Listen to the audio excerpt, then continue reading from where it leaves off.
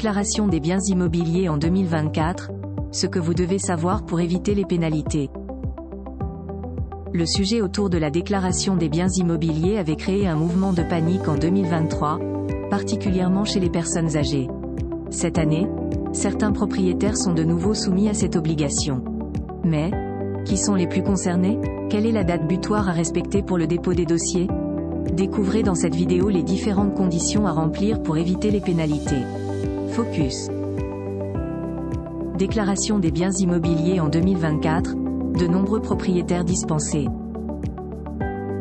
L'année dernière, les propriétaires étaient contraints de déclarer les occupants de leur logement auprès de l'administration fiscale.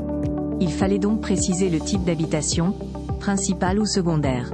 Dans le cadre d'une location, il était indispensable de définir l'identité des locataires ainsi que les périodes d'occupation.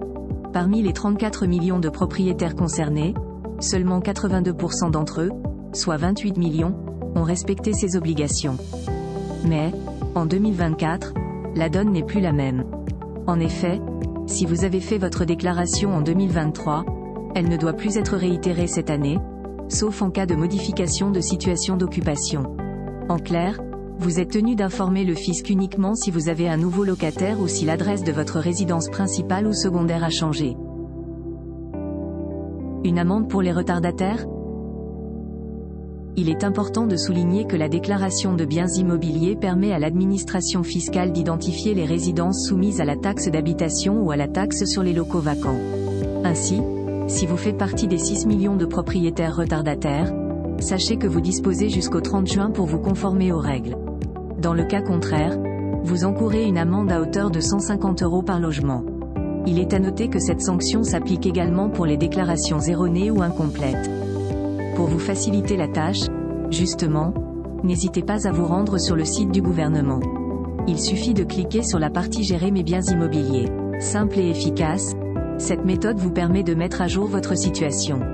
En cas de besoin ou de difficulté, il est fortement recommandé de vous tourner vers un service d'assistance usager, disponible via messagerie instantanée ou par téléphone, selon vos préférences. Néanmoins, pour ceux qui n'ont pas accès à Internet ou qui ne sont pas familiers avec la technologie, l'administration fiscale fait une exception. Vous avez un formulaire papier à votre disposition. La déclaration permet d'éviter de reproduire les mêmes erreurs que l'année dernière, notamment celle de l'envoi d'un avis de taxe d'habitation à des étudiants, ou pire encore, à des enfants mineurs.